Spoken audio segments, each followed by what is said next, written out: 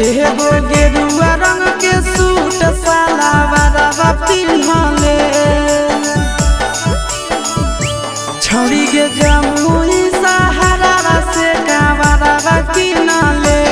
एगो गेरुआ रंग के सूट सलवारवा पिन्हले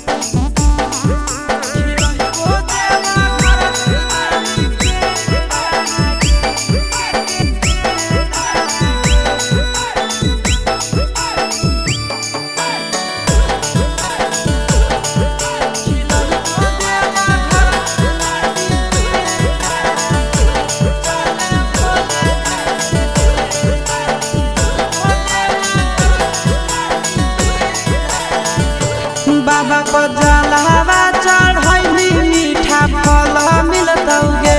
पैदल देव घर जैली दूल्हा पढ़ल मिलतौगे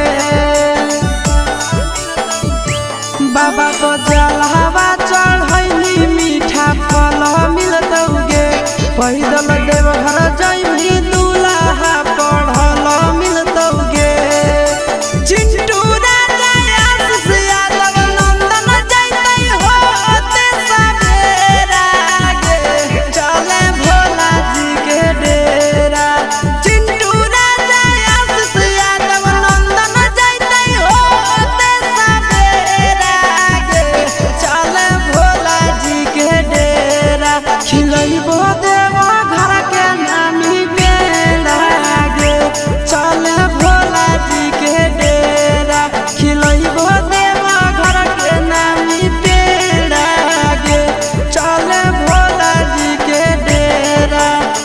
चले